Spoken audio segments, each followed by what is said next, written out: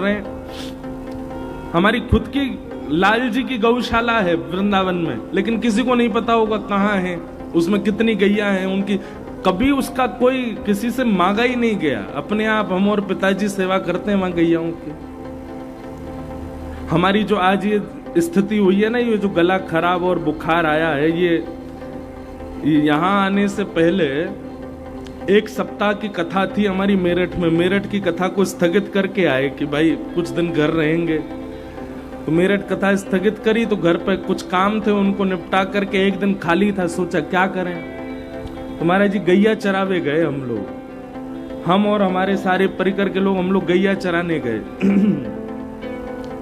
तो गैया चराने गए तो मन में पहले भाव था कि लाल जी को संग लेके जाएं, पर फिर मन में आया कि लाल जी को व्यवस्थित करना थोड़ा मुश्किल हो जाएगा। गैया तो कहीं भी भागती है और कहीं जोर से कहीं टकरा गए लाल जी, लुढ़क गए नीचे। तो हमारे मन में भाव आया, एक काम करते हैं लाल जी को घर ही छोड़ जाते हैं, इनकी वंशी और लकुटी संग ले जाते हैं। तो लाल जी की वंशी और लकुटी हम संग ले गए। अब देखो ये लीला नहीं है तो क्या है। जब मैं वंशी और लकुटी ले रहा था तो मैंने नेक ठाकुर जी की ओर देखा, तो मानो ऐसा लगा क्रोध में देख रहे हैं, दारी के मुंह ना ले जाएगा। जबकि ठाकुर जी को तो बहुत चाव होता है गैया चराने का, और पहली बार गैया चराने गए हम। फिर भी ये भी थोड़ा अनुभव हुआ कि क्रोध में है, फिर भी हमने कही नहीं नहीं आप बैठे रहो, कल जलंधर निकलना है, कहीं अभी गिरगिरा गए तो फिर कैसे संभालेंगे हम आपको, आप बैठो, हम वंशी और लकुट ले जा रहे हैं, इसके भाव से आप चल दो। खूब धूप पड़ रही थी, हम तो विलंब कर रहे थे कि भाई थोड़ा और विलंब से जाए ना, एक छाया हो जाए तब जाएंगे गैया चरावे। लेकिन फिर भी मन में था कि चल देते हैं। 2-3 बजे का समय, गौशाला पहुंचते ही न जाने कहां से गड़गड़ गड़गड़ गड़गड़ करते काले काले बादल आए। और ये ताली बजाई वाली बात नहीं है, सुनो पहले। गाड़ी से उतरते ही मूसलाधार बारिश, मतलब कोई दूर दूर तक कोई था ही नहीं बारिश का योग। और इतनी बारिश इतनी बारिश इतनी बारिश भाई कि महाराज हम सब ग्वारिया बने बैठे रहे, गैया चराई नहीं पा रहे। और तब मन में भाव आवे, अच्छा गैया को बारिश से खूब, वो बारिश में निकलती नहीं, उछलने लगती है। हमने कि क्या करें। तो वही एक भवन सा था, उसके नीचे बैठे बैठे सोचते रहे बारिश बंद हो तो गैया चराएं। बारिश इतने में बज गए 5-6 बज गए शाम के। और जैसे ही सब साक्षी थे हमारे साथ के सब लोग, जैसे ही मैं बाहर जाऊं, बाहर जाती बारिश शुरू हो जाए, जैसे ही मैं भीतर कमरा में आऊं तो बारिश बंद हो जाए। मैं समझ गया, मैंने कि लाल जी आनंद कर रहे हैं, लाल जी कह रहे हैं कि मुँह लेके ना गए, अब तू चरा के दिखा गैया। मुँह तो लेके गए हो नहीं है। लेकिन हमने भी थोड़ी हट करी। मैंने कि ठाकुर जी इतने दिनों से सेवा कर रहा हूँ, अब अधिकार तो मुझको मिल गया आपसे लड़वे को, मैं हूँ चरा के आऊंगा आज गैया। और रिमझिम बारिश थी, हम जबरदस्ती गैयान को मैंने चलो सबरी चरवे, और गैयान को लेकर के गए। जैसे ही पहुंचे मैदान में, इतनी जोर की बारिश, भाई गैया तो भाग गई सब गौशाला में, हम फंस गए, वहीं भीज गए ऊपर से नीचे तक, नीचे पूरा दलदल है गयो। और वही को प्रमाण की जैसे घर लौट के आए, तीव्र बुखार रात में। लाल जी से 2 दिन से क्षमा मांग रहे हैं, अगली बार आपको ले चलेंगे, अब ये बुखार ठीक कराओ। ठाकुर जी बुखार नहीं देते, ये ठाकुर जी ने नहीं दिया। ठाकुर जी बल्कि ये कहना चाह रहे थे कि मोय लेके चलता तो मेरो तो स्वरूप ही गिरवरधारी है, ऐसो गिर्राज उठातो कि इंद्र तेरो कछु बाल बांको नहीं कर पातो, तो पे एक बूंद नाए गिरन देतो, बड़े भाव से तू गैया चरातो, तू मोय लेके क्यों नहीं गयो। अब मेरी शरणागति छोड़ के गए हो तो फिर भुगत, तो वही भुगत रहे। ये जो हमारा अस्वस्थता अभी हुई है, ऐसे हमारे सांचे ठाकुर हैं श्री गिरधर लाल, बड़ी बड़ी लीलाएं करते हैं। पंजाब के भी कई भक्तों को ठाकुर जी ने स्वप्न में कितने अनुभव करा रखे हैं हमारे गिरधर लाल जी ने। छोटे से ठाकुर जी हैं पर बड़े आनंद वाले। तो अनुशासन पर्व में भीष्म पितामह से युधिष्ठिर जी पूछते हैं कि गौ सेवा का महत्व क्या है। भीष्म पितामह कहते हैं कि गौ सेवा का महत्व तो बहुत दूर की बात है। गलती से राह चलती भई गैया से छुप जाने का महत्व क्या, ये सुन लो। क्या सेवा का महत्व तो बाद में आप लोग हिसाब लगाते रहना। गलती से गैया से अगर आप छुप गए, उसका फल आपको क्या मिलेगा, वो भीष्म पितामह बता रहे हैं। तो भीष्म पितामह कहते हैं कि दुनिया में सबसे कठिन मार्ग है नरक का। भागवत जी में वर्णन आता है, जब व्यक्ति नरक जाता है ना, तो उसके गले में फंदा बांध करके यमदूत इतनी द्रुत गति से लेकर के जाते हैं कि जब वो नरक पहुंचता है तो उसकी आंखें पैरों में पहुंच जाती हैं, उसका नाक कहीं और चली जाती, मतलब सारे अंग प्रत्यंग अंग भंग हो जाते हैं, इतनी तीव्र गति से लेके जाते हैं। और पहुंचने में हजारों वर्ष लगते हैं, हजारों वर्ष तक द्रुत गति से घसीटते हुए लेके जाते हैं।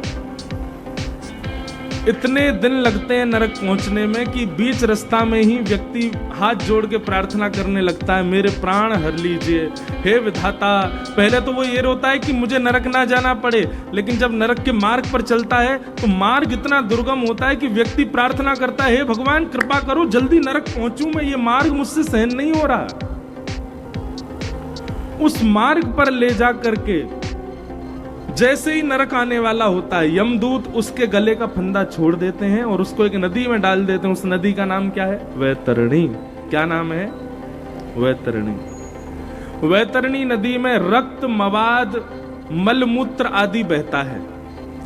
इतनी भयंकर दुर्गंध आती है कि एक बार यदि किसी की नासिका में चली जाए तो वो मूर्छित होकर गिर जाएगा। ऐसी योजनों लंबी वैतरणी नदी में उस व्यक्ति को डाल दिया जाता है और कहा जाता है पार करो, पार करके पहुंच जाओ नरक। उस वैतरणी नदी को पार करने में सैकड़ों वर्ष लग जाते हैं, तब जाकर के वो व्यक्ति नरक पहुंचता। अब नरक में जाकर के उसका बही खाता खोला जाता, तैने संसार में क्या क्या किया, उनके अनुरूप उसको पाप। तो नरक कितना खतरनाक है। नरक में जाकर के केवल अपने पाप भोगने मात्र नहीं करने, हमको मार्ग और बीच की वैतरणी इतनी खतरनाक है, बाद में भोगना वो अलग है। लेकिन भीष्म पितामह कहते हैं, भैया यदि कोई व्यक्ति गलती से भी वेद लक्षणा भारतीय गौवंश की गैया का यदि स्पर्श कर ले तो उसका प्रभाव क्या होता है कि यदि उस व्यक्ति को पाप के कारण नरक जाना है तो मार्ग में आने वाले मार्ग का अवरुद्ध और वैतरणी का अवरुद्ध, वो दोनों सुरभि गैया अपनी पूंछ पकड़वा करके उस व्यक्ति को दोनों क्षण भर में पार करा करके उसको नरक पहुंचा देती है। उसको वैतरणी में डूबने नहीं देती, उसको मार्ग में अवरुद्ध आने नहीं देती। ये गलती से छूने का अभिप्राय है। और यदि कोई व्यक्ति भाव से नित्य पर एक कथा सुना है, लीला। ठाकुर जी मैया सो जिद कर रहे हैं, मैया मैं गैया चरावे जाऊंगा। इतना सुंदर पद है छीत स्वामी जी का, आगे गाय पाछे गाय, इत गाय उत गाय, गोविंद तू गायन में बस वो ही भावे, आगे गाय पाछे गाय, इत गाय उत गाय। ठाकुर जी को सबसे प्रिय संसार में यदि कोई है तो वह है गैया। हमारे ब्रज में एक रसिया गाते हैं, गैया लगे अति प्यारी जग पालनहारी। ठाकुर जी स्वयं गाते हैं इस रसिया को।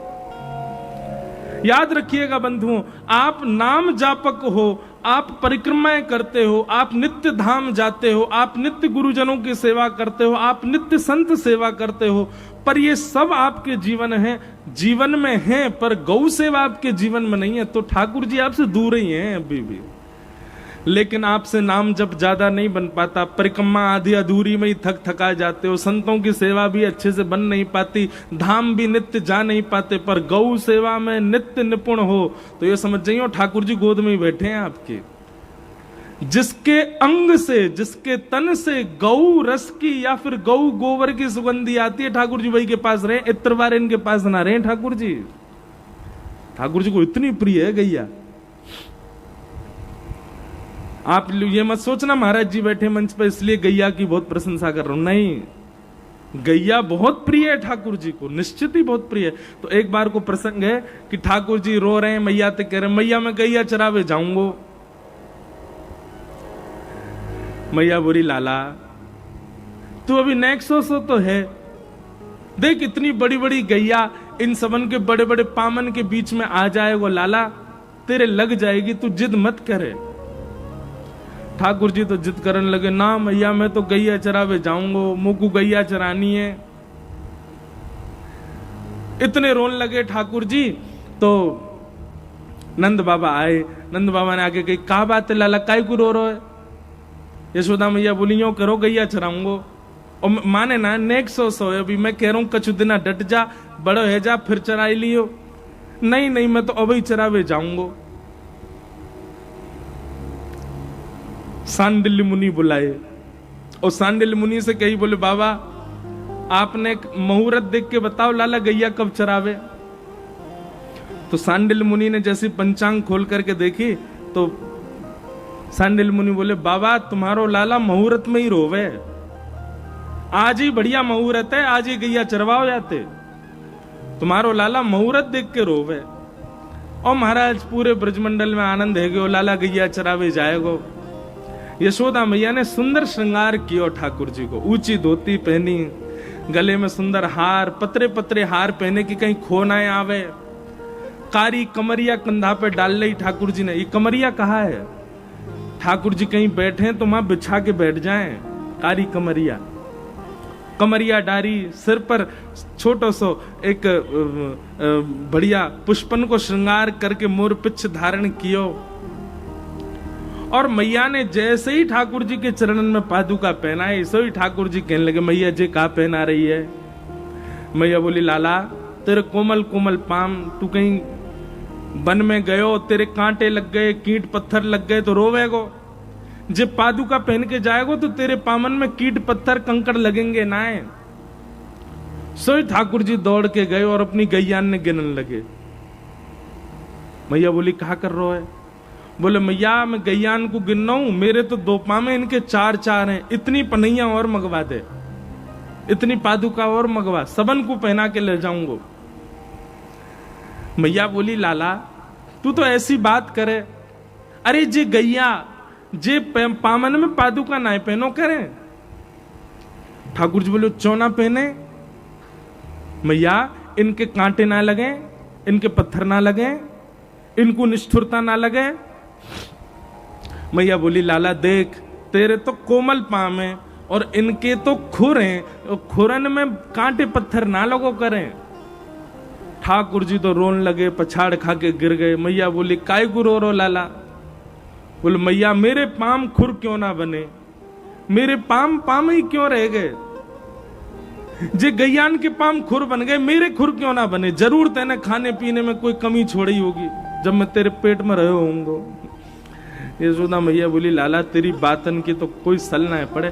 अरे लाला जे खुर तो जानवरन के हो में, हम मानवन के ना हो में।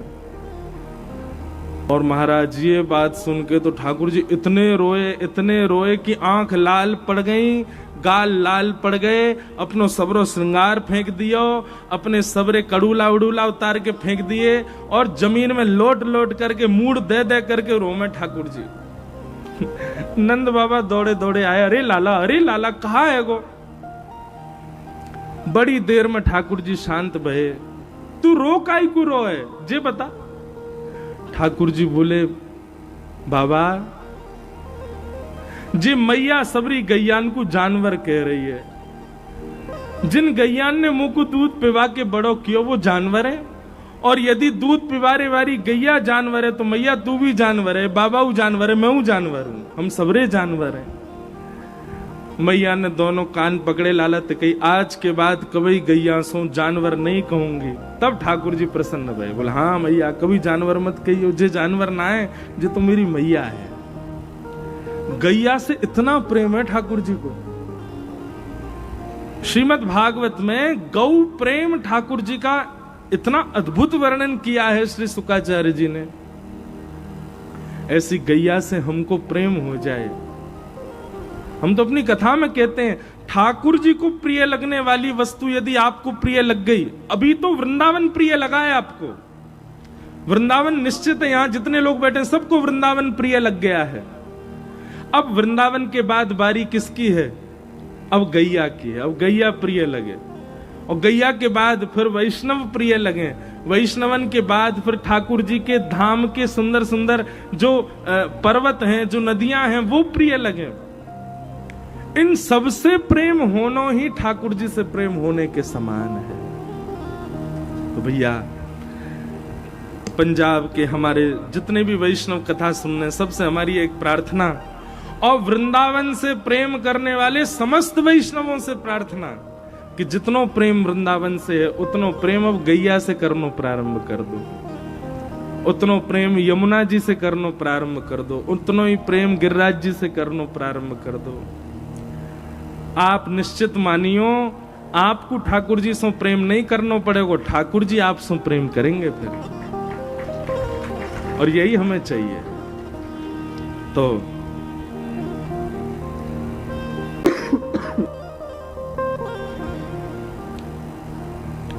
बोलो वृंदावन बिहारी लाल की। कल हमने भागवत जी का महात्म्य सुना, और महात्म्य में कल भक्ति ज्ञान वैराग्य के विषय को हमने विशेष रूप से श्रवण किया। आगे फिर वहां कथा आती है कि आत्मदेव नाम के ब्राह्मण के एक पुत्र हुए जिनका नाम था गोकर्ण। दूसरे पुत्र उनकी पत्नी कहीं से ले आई थी जिसका नाम था धुंधुकारी। धुंधुकारी दुष्ट बना, उसकी दुष्टता से माता पिता दोनों घर छोड़ के चले गए, मां ने प्राण त्याग दिए, और आत्मदेव जी वन में जाकर के गोकर्ण जी से ज्ञान उपदेश पाकर के भगवत धाम को प्रस्थान कर गए। धुंधुकारी भयंकर प्रेत बन गया, और उसकी प्रेत योनि से निवृत्ति कैसे हुई? श्रीमद् भागवत की कथा श्रवण से। बंधुओं, भूत प्रेत संसार में होते हैं, पर विशिष्ट रूप से व्यक्ति प्रेत बनता कब? दो कारणों से। जिस व्यक्ति को नरक में भी स्थान नहीं मिलता, जिस व्यक्ति को मृत्यु लोक के बाद कहीं भी स्थान नहीं मिलता, उसको मृत्यु लोक पे प्रेत बना के भेज दिया जाता है। वो प्रेत योनि में भटकता है। जिसकी मुक्ति नहीं हुई है, जिसको कहीं और स्वीकार नहीं किया गया, नरक के द्वार भी बंद कर दिए, बोले यहां भी नहीं आओगे तुम, वो प्रेत बनते हैं। हमारे रसिक जन कहते हैं कि व्यक्ति प्रेत कब बनता है? जिस व्यक्ति ने जीवन में कभी भी भजन नहीं किया, जिस व्यक्ति ने जीवन में कभी कथा नहीं सुनी। और सुनिए, भजन करना और कथा सुनने का मतलब यह नहीं कि यहां के आप बैठ गए, कथा सुन गए, भजन सुन गए कि अब हम प्रेत नहीं बनेंगे। जब तक उसको जीवन में पालन नहीं किया, जो व्यास ने कहा उसको जीवन में उतारा नहीं, कथाएं तो बहुत सुनी पर जीवन पर बिल्कुल उसका असर नहीं हुआ। रावण रोज त्रिपुंड लगाता था, रावण रोज महादेव का अभिषेक करता था, पर ऐसे त्रिपुंड का, ऐसे अभिषेक का क्या फायदा जिससे उसका चरित्र नहीं सुधरा। आप लोग कथा सुनने नहीं आते, आप स्वयं को सुधारने आते हैं कथाओं में। और यदि माफ कीजिए आप बिना सुधारे चले जाते हैं ना, तो बहुत बड़ा अपने ऊपर बहुत बड़ा अपराध कर रहे हो आप। इसलिए कथाएं सुनने आते हैं तो यहां जो कही जाती है बातें, उनको जीवन में उतारने का प्रयास किया कीजिए। जो व्यक्ति जीवन में कभी कथा को नहीं उतारता, जीवन में कभी भजन संग्रह अपने जीवन में नहीं करता, अपने जीवन को भजन के, भक्ति के अनुकूल नहीं बनाता, वही मृत्यु के बाद प्रेत बनता है। भजन बिन नर मर गट के भूत, भजन बिन नर मर गट के भूत, सरस माधुरी जी का पद है, सब लोग गाओ। भजन बिन नर मरघट के भूत, भजन बिन नर मरघट के भूत। मरघट समझते हैं ना, शमशान को मरघट कहते हैं। जो व्यक्ति भजन नहीं करता वही शमशान में भूत बन जाता है। भजन बिन नर मरघट के भूत, भजन बिन नर मरघट के और भूत। श्यामा श्याम रटे रसना सो, श्यामा श्याम रटे रसना सो। श्यामा श्याम रटे रसना सो, श्यामा श्याम रटे रसना सो। तिनको जान सपूत हो, तिनको जान सपूत। भजन बिना नर मरघट के भूत, भजन बिन नर मरघट के भूत। भजन बिना नर मरघट के भूत। भजन बिन नर मरघट के भूत। निस दिन करत कपट छलबाजी, निस दिन करत कपट छलबाजी। समझे नाही अऊ, समझे नाहि अभू। हे सरस माधुरी अंत काल में, सरस माधुरी अंतकाल में। हाँ सरस माधुरी अंत काल में, सरस माधुरी अंतकाल में। मारेंगे यमदूत हो, मारे यमदूत। भजन बिना नर मरघट के। जिसने जीवन में कभी भजन नहीं किया, जिसने जीवन में कभी कथा नहीं सुनी, वो निश्चित है कि मृत्यु के बाद भूत बनेगा, प्रेत बनेगा। लेकिन महाराज जी आपने अभी अभी एक बात कही कि कथा में तो आया था, कथा तो सुनी थी, पर जीवन में उतारा नहीं। ऐसा व्यक्ति भी प्रेत बन सकता है, तो फिर कथा की महिमा खत्म हो जाती है। अब देखो, ऐसा व्यक्ति प्रेत तो बनेगा जिसने कथा जीवन में नहीं उतारी। कल हम बता रहे दंभ, केवल दंभ किया, केवल आडंबर किया कथा सुनने का, भक्त बनने का, वैष्णव बनने का। भगवत कृपा से हो सकता है कि वो ना भी बने प्रेत, पर कदापि 1% यदि वो प्रेत बन गया तो वो प्रेत कैसा बनेगा? बोले उसके लिए मुक्ति का केवल एक ही उपाय बचेगा, क्या? कि तुम किसी वैष्णव को भगवत शरणागति प्रदान करो। तुमने तो अपने जीवन में शरणागति प्रदान की नहीं, ठाकुर जी की प्राप्त की नहीं। कम से कम प्रेत योनि में ही रह करके अपने प्रेत भाव से किसी वैष्णव को भगवत शरणागति तुम प्रदान कर दो तो तुम मुक्त हो जाओगे। समझ में आ रही है बात? गोस्वामी तुलसीदास जी के प्रसंग में आता है कि गोस्वामी जी नित्य जाते थे वन में, और वन में जाकर के एक जल लेके जाते थे, शौच आदि से निवृत्त होके जो बच जाता था जल उसको एक पेड़ के नीचे डालते थे। 12 वर्ष तक इस नियम का पालन किया, तो 12 वर्ष बाद उस पेड़ से एक प्रेत प्रकट हो गया। उसने कहा आपने मेरी प्यास बुझा दी, 12 साल तक मुझे रोज पानी पिलाया, वरदान मांगिए मैं क्या दूं आपको, मैं प्रेत हूं, मैं आज मुक्त हो गया हूं। गोस्वामी जी कहते हैं हमको राम जी कैसे मिलेंगे ये बताओ। तो उस प्रेत ने परिचय दिया, बोले आपकी कथा में हनुमान जी आते हैं, इस रूप में आते हैं, उनके चरण पकड़ लो राम जी मिलेंगे। और गोस्वामी जी को मिले। ऐसी एक ब्रज की लीला भी है। ब्रज में नंदगांव में एक बाबा रहते थे, और वो बाबा वन में कुटिया बना करके रहते थे। रोज ब्रजवासियों के घर से मधुकरी लाते और मधुकरी लाके मधुकरी पाते। जैसे वो मधुकरी पाने बैठते तभी एक कुकर, एक कुत्ता आ जाता, उनके द्वार पर आके बैठ जाता। तो वो क्या करते कि मधुकरी पाने के बाद थोड़ी जो बच जाती वो उसको डाल देते, तो वो भी पाता था। बाबा का ये नियम चलता ही रहा कितने वर्षों तक। रोज, अब तो पहले तो वो दया करके देते थे, अब तो बाकायदा उसका भाग निकालने लगे, उस कुत्ता को पवाते थे। एक बार बाबा को किसी कार्यक्रम के, किसी संत के यहाँ कोई उत्सव था, तो उनको गोवर्धन जाना पड़ा। अब वे तो गोवर्धन चले गए, अब वो कुत्ता रोज आता था, रोज आकर के द्वार पर बैठ जाता, लेकिन बाबा तो थे नहीं। 3 दिन तक जब उसको अन्न नहीं मिला, 3 दिन बाद जब बाबा लौट करके आए, तो 3 दिन तक वो, उससे पहले तो बाबा के यहां से जो प्रसादी मिलती थी उसके प्रभाव से वो कुकर का रूप में रहता था, पर 3 दिन तक जब उसको प्रसादी नहीं मिली, मधुकरी नहीं मिली, तो वो अपना रूप खो बैठा, वो प्रेत बन गया, वो प्रेत ही था।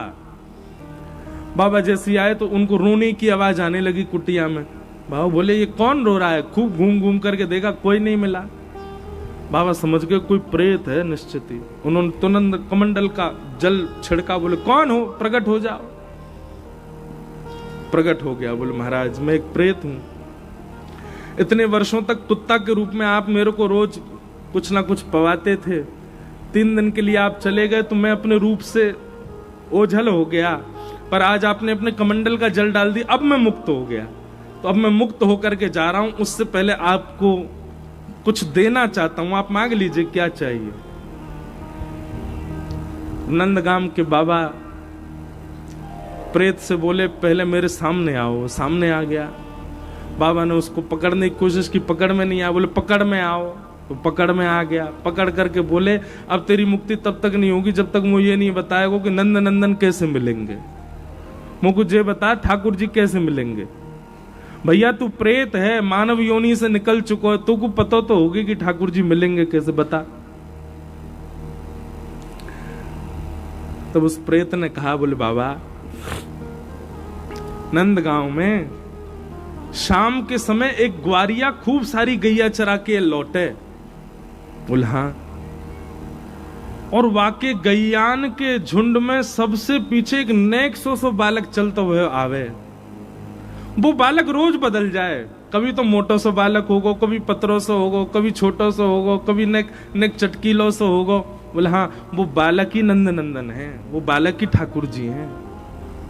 वो गैयान के पीछे पीछे चले, गैयान की रज में अपने आप को सराबोर करते भये। और उन गैयान में एक गैया नंद भवन की है, नंद भवन की गैया की वंश चलो आ रो, उन्हीं की वो गैया हैं। मतलब आज भी हमारे ब्रज की गैयाओं में वो गैयाएं हैं जो ठाकुर जी के समय पे गैया थी, उनकी लाली वाकी लाली वाकी लाली, वो वंश अभी भी चलता आ रहा है ब्रजमंडल में कई जगह। नाथ द्वारा में, श्रीनाथ जी में, वहां की गौशाला में तो हमने गैया का दर्शन किया है, जो नंद भवन की गैया की ही अभी वंशधर है।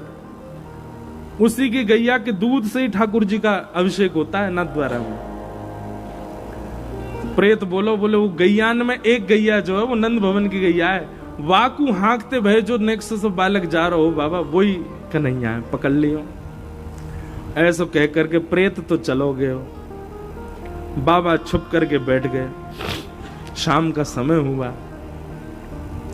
जैसे ही महाराज गैयान को झुंड लेकर के ग्वारिया आयो, देखते ही देखते बाबा ने देखी पेट निकरो भयो भार, गदमदरा से हाथ, नेक सो बालक, घुंघराले से केश हैं और गैयान को चरातो भयो आरोए। बाबा तो दौड़ करके गए और गैयान के बीच में जाके वह बालक के पांव ही पकड़ लिए।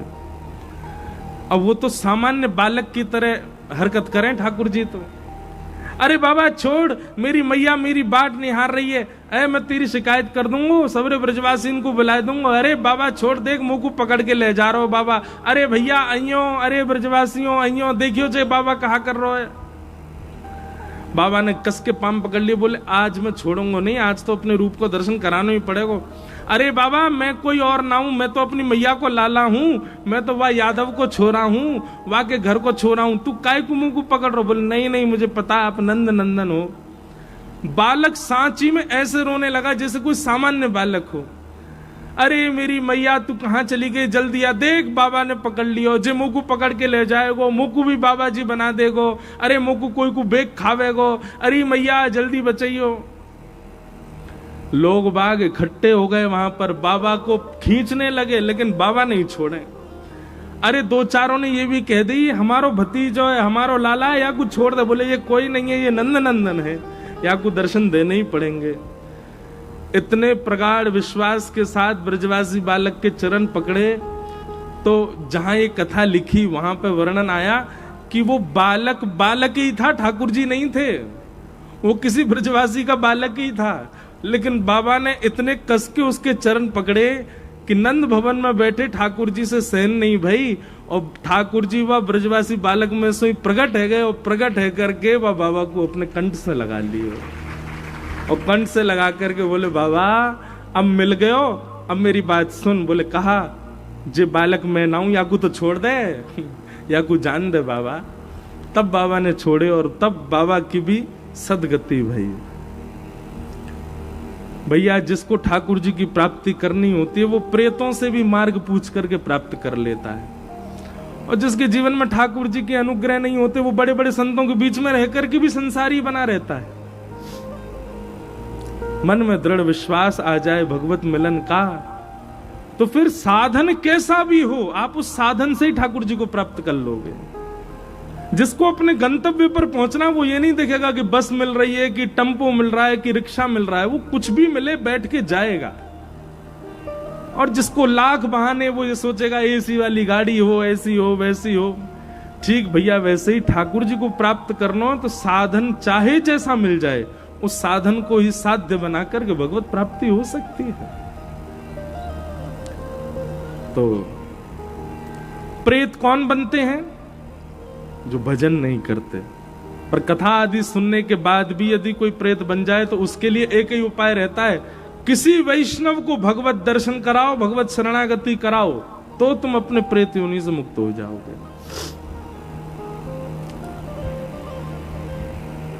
इस प्रकार भागवत जी की कथा से गोकर्ण जी मुक्त हुए। आओ भागवत के प्रथम स्कंद में हम लोग प्रवेश करें। जन्माद्यस्य यतोऽन्वयादितरतः चार्थे स्वविज्ञस्वराट् तेने ब्रह्म हृदय आदि कवये मुह्यन्ति यत्सूरयः तेजो वारिमृदां यथा विनिमयो यत्र त्रिशर्गो मृषाः धाम्ना स्वेन सदा निरस्तकुहकं सत्यं परम धीमहि। धाम्ना स्वेन सदा निरस्तकुहकं सत्यं परम धीमहि।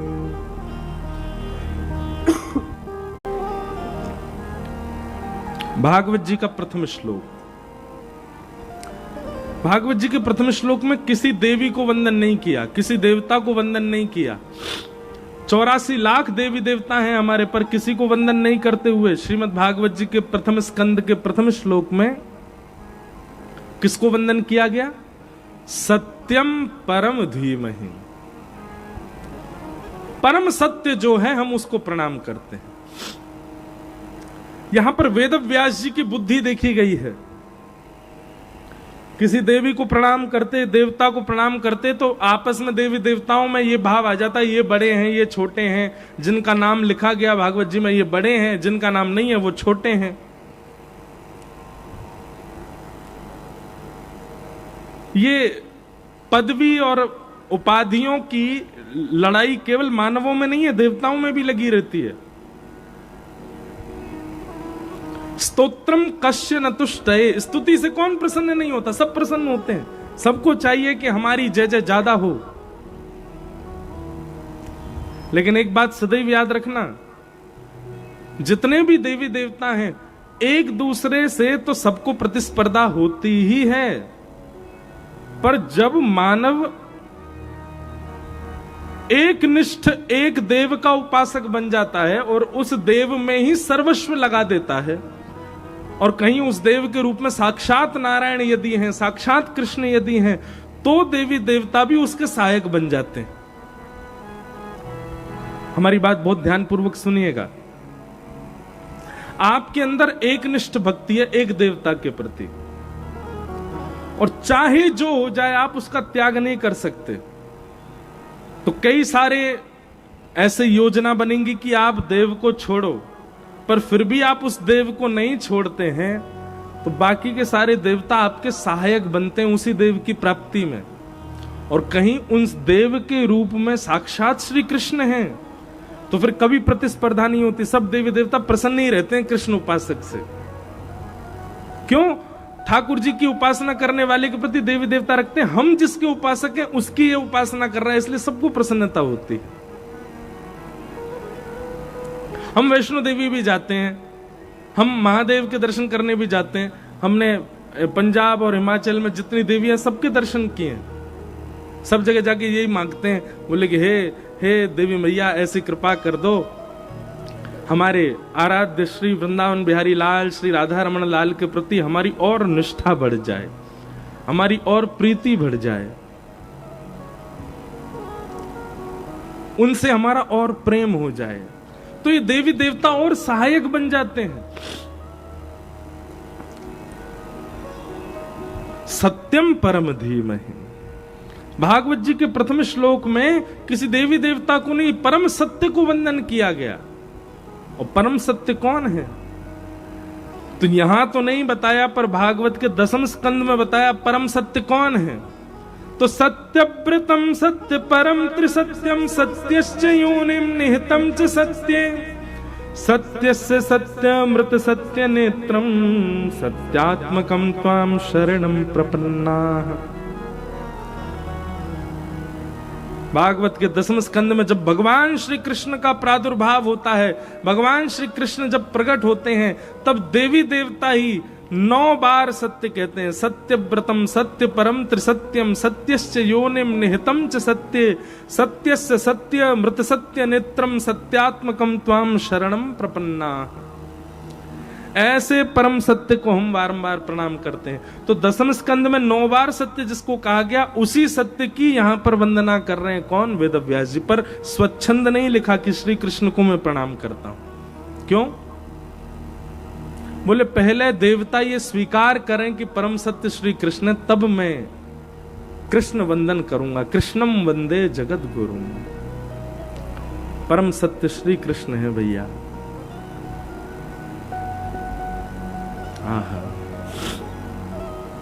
हमारे ब्रज के उपासकों के अगर आप उपासना देखोगे तो कई बार हो सकता है कि आप सबके मन में बहुत संशय आ जाए, पर हमारे ब्रज के उपासक तो ऐसे ही हैं। वो श्री कृष्ण के अलावा किसी को नहीं ध्याते, श्री कृष्ण ही उनके सर्वस्व हैं। हमारे श्री हरिराम व्यास जी, हरिराम व्यास जी तो ऐसे कृष्ण उपासक थे। अब कई बार क्या है कि ब्रज की बातें बाहर बोलने में थोड़ा भय लगता है, संकोच होता है कि बाहर के लोग क्या समझेंगे, पर ब्रज की अनन्यता ऐसी है। हरिराम व्यास जी के चरित्र में ऐसा भाव आता, उनकी बेटी का ब्याह था, और बेटी का ब्याह था तो हरिराम व्यास जी को जब बेटी मिलने गई तो बेटी ने कहा, पिताजी मेरा ब्याह है परसों, और मधुकर शाह राजा जो हैं ओरछा के, उन्होंने लड़का ढूंढा है, आप खूब आशीर्वाद देना, मेरा मंगलमय जीवन हो। हरिराम व्यास जी अपनी बेटी से कहने लगे, बेटी तूने निश्चित ही पूर्व जन्म में कोई अपराध किया होगा जो तेरा ब्याह हो रहा है और तू वृंदावन छोड़ के जा रही है। हरिराम व्यास जी की पुत्री बोली, आप कैसे पिता हो, अपनी पुत्री के विवाह पे कह रहे हो कि तेने कोई पाप किया होगा? बोले और नहीं तो वृंदावन छोड़ के जाना पड़ रहा है, इसलिए मुझे लगता है कि तेने, अरे वृंदावन में ही ब्याह करती, यहीं पर ही रहती, यहीं पर ही किसी वैष्णव ब्रजवासी के संग ही निवास करती, वृंदावन छोड़ के जा रही है, निश्चित ही तेने कोई अपराध किया होगा। घर के लोग बोले बोले तो पागल हो चुके हैं, इनसे बात मत कर, लाली तू आजा, तू अपनी व्यवस्था कर। हरिराम व्यास जी चुपचाप बैठे हैं। अब ब्याह वाले दिन क्या हुआ कि घर के लोगों ने, हरिराम व्यास जी ने तो संतों को निमंत्रण दिया था, घर के लोगों ने राजा महाराजा और दुनिया के लोगों को निमंत्रण दिया। तो घर के लोगों ने क्या किया, संत महापुरुषों के लिए तो ठंडी पूरी, ठंडी सब्जी और ऐसे थोड़ी बहुत सामग्री परोसवा दी, और गरम गरम रोटियां, गरम गरम सब्जियां, बढ़िया चटकदार मसालेदार बढ़िया सब सामग्री, ये सब और लोगों के लिए। ये देख करके हरिराम व्यास जी का दिमाग खराब हो गया। बोले कि संतों के लिए इतनी सामान्य व्यवस्था, और ये राजा महाराजा संसारी लोगों के लिए इतने 56 भोग की व्यवस्था। और उनका उसी समय थोड़ा सा पारा हाई हुआ था, इतने में ही बेटा आके बोला, पिताजी कन्यादान हो रहा है, आप आकर के कन्यादान कर दो। और उनके लिए पुत्र पुत्री परिवार ये महत्व नहीं देता था, उनके लिए तो संत सेवा, ब्रजवासियों की सेवा, ठाकुर जी की सेवा ये महत्वपूर्ण। लेकिन फिर भी सबके सामने कन्यादान करने लगे तो पंडित जी लोगों ने कहा, व्यास जी आप बड़े विद्वान हो, कुछ मंत्र सुनाइए, कुछ बढ़िया सा कुछ सुना दीजिए। हरिराम व्यास जी बोले, हमसे सुनना मत चाहो, चुपचाप हम कन्यादान करके चले जाएं, इसी में खुश रहो। नहीं नहीं नहीं, कुछ तो सुनाना पड़ेगा आपको। हरिराम व्यास जी ने पद बना करके गाया,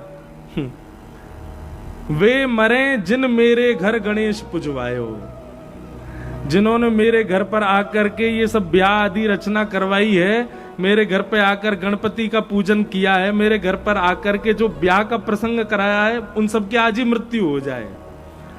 ब्राह्मण देवता बोले बोले आप चुप ही रहो, मत बोलो कुछ। बोले हम पहले ही मना कर रहे थे, हमसे मत बुलवाओ। बच्चे सब कहने लगे, दीदी का ब्याह है, हमारी बहन का ब्याह, आप इतने क्रोध में क्यों भरे? बोले वो जुगल किशोर जी, उनके ठाकुर जी जुगल किशोर, जुगल किशोर जी पीछे बैठे, एक बार भी दुल्हा दुल्हन उनको प्रणाम नहीं करने गए, संत जनों को रूखा सूखा पवा रहे हो, और ये सब संसार के लोगों को तुम 56 भोग पवा रहे हो। ब्रजवासियों को किसी ने निमंत्रण नहीं दिया, ब्रज में रहते हुए भी व्रत छोड़ करके बेटी जा रही है, ये सब क्रियाकलाप हो रहे हैं, और तुम चाहते हो मैं प्रसन्न रहूं? मुझे प्रसन्नता नहीं है। तब मधुकर शाह राजा थोड़ा सा सहम गया, उसने हरिराम व्यास जी से कहा, बोले आप चिंता मत करो, मैं एक भवन बनवा देता हूं, आपकी पुत्री और दामाद दोनों वृंदावन में ही रहेंगे, यहां से कहीं नहीं जाएंगे। जब ये बात मधुकर शाह ने कही, तब हरिराम व्यास जी ने दोनों वर वधू को आशीर्वाद दिया। बोले अब अच्छा है कि तुम वृंदावन छोड़ के नहीं जाओगे। वृंदावन छोड़ के जाने वालों के लिए बहुत कुछ लिखा है व्यास जी ने, मैं ज्यादा उसका वर्णन नहीं करूं। हरिराम व्यास जी जिनका एक प्रसिद्ध पद है, किशोरी तेरे चरणन की रज पाऊं, किशोरी तेरे चरणन की रज पाऊं, बैठी रहूं कुंजन के कोने, बैठी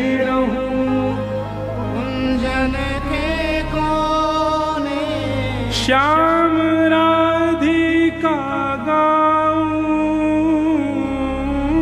श्याम राधिका गाऊं, किशोरी तेरे चरणन की रज पाऊं, किशोरी तेरे चरणन की रज पाऊं। जारज को ब्रह्मादिक तरसत, जारज को ब्रह्मादिक तरसत, सूरज शीश चढ़ाऊं, सूरज शीश चढ़ाऊं, किशोरी तोरे चरणन की रज पाऊं, किशोरी तोरे चरणन की रज पाऊं। व्यास स्वामिनी की छवि निरखत व्यास स्वामी,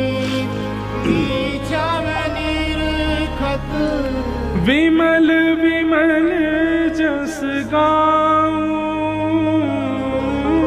विमल विमल जस गाऊं, किशोरी तोरे चरणन की रज पाऊं, किशोरी तोरे चरणन की रज पाऊं, मेरी प्यारी तोरे चरणन की रज पाऊं, किशोरी तोरे चरणन। ब्रजवासियों की अनन्यता तो कभी कभी संसार के लोगों को समझ में भी नहीं आएगी, ऐसी अनन्यता ठाकुर जी के प्रति है। ऐसे श्री कृष्ण जो कि परम सत्य हैं, हम उनको बारंबार वंदन करते हैं। भागवत जी का प्रथम श्लोक। भागवत जी के द्वितीय श्लोक में 4 बातें बताई गई हैं, विषय, अधिकारी, संबंध और प्रयोजन। बहुत ध्यान पूर्वक सुनिएगा। भागवत का विषय क्या है, भागवत का अधिकारी कौन है, श्रीमद् भागवत जी से हमारा संबंध क्या है, और श्रीमद् भागवत जी का प्रयोजन क्या है, ये 4 बातें। सबसे पहला भागवत जी का विषय, तो कहते हैं धर्म प्रोचित केतवोत्र परमो। सुनने वाले के चित्त में, सुनने वाले के हृदय में परम धर्म का बीज प्रकट करना, यह भागवत जी का विषय है। धर्म और परम धर्म 2 बातें होती हैं। आप अपने लिए, पति के लिए, बच्चों के लिए, पत्नी के लिए, परिवार के लिए जो कुछ भी सत्कर्म करते हो वो सब धर्म कहलाता है। आप दफ्तर जाते हो, दुकान पे जाते हो, हवाई जहाज उड़ाते हो, ट्रेन चलाते हो, गाड़ी ड्राइव करते हो, ऑफिस जाते हो, अपना सत्कर्म जो कुछ भी आप कर रहे हो ये सब धर्म कहलाता है। जिस कर्म के फलस्वरूप आप 3 समय की रोटी खा रहे हो, अपने परिवार को संभाल करके चल रहे हो, वो सारे कर्म आपके धर्म कहलाते हैं। परम धर्म किसको कहते हैं? आत्म कल्याण के लिए जो आप करते हो वही परम धर्म है। बहुत ध्यानपूर्वक सुनिएगा। परिवार के कल्याण के लिए, समाज में उठने बैठने के लिए, 3 समय की रोटी पाने के लिए, अपने तन को व्यवस्थित करने के लिए जो आप सत्कर्म करते हो वो धर्म है। पर अपनी आत्मा के कल्याण के लिए जो आप कर्म करते हो वही परम धर्म है। बताओ, भागवत जी की कथा सुनना धर्म है कि परम धर्म है? क्या है? परम धर्म। क्यों? क्योंकि यहां पर आप देहाभिमान शून्य हो। यहां पर आप देह को प्रधानता देकर के नहीं बैठे। देह को प्रधानता यदि मैंने दिया होता तो मैं आराम ही कर रहा होता इस समय, पर देह को प्रधानता नहीं है। आप लोगों ने अपने देह को प्रधानता दी होती तो आप भी इसी चला करके कक्षों में बैठे होते, नीचे जमीन पर इतनी भीड़ में घिचपिच करके ऐसे नहीं बैठे होते। आप सब देहाभिमान शून्य होकर के बैठे हो। इसका मतलब कथा देह के लिए तो नहीं सुन रहे आप। हाँ, आप भोजन देह के लिए कर रहे हो, सोते देह के लिए हो, चलते देह के लिए हो, कपड़े पहनते देह के लिए हो, परफ्यूम देह के लिए लगाते, सुंदरता देह के लिए है, सब कुछ देह के लिए। पर पंडाल में आती जैसे आप बैठे, कथा प्रारंभ हुई, अब यहां देह के लिए आप कुछ नहीं कर रहे हो, आप आत्म कल्याण के लिए बैठे हो। यही परम धर्म है। जहां पर कुछ क्रिया नहीं है लेकिन फिर भी कल्याण की भावना चित्त में उत्पन्न हो रही है, उसी को ही परम धर्म कहते हैं। और भागवत का विषय क्या है? परम धर्म का हमको अनुगामी बनाना, यह भागवत का विषय है। कथा सुनने के बाद में आपने, यदि आपके मन में यह बात आ गई कि हमने तो कथा सुन ली, बस हो गई हमारी क्षुधा पूर्ति, तो समझ जाना आपने कथा सुनी नहीं। पर कथा सुनने के बाद में स्थिति ये हो गई कि 7वां दिन कथा का आया और आपके मन में ये आया, अब दोबारा कथा कब होगी, हम कब सुनेंगे, कब से फिर से ये सब चर्चाएं सुनने को मिलेंगी, ये चित्त में भावना प्रकट हो जाए, तब समझना आपने कथा सुनी है।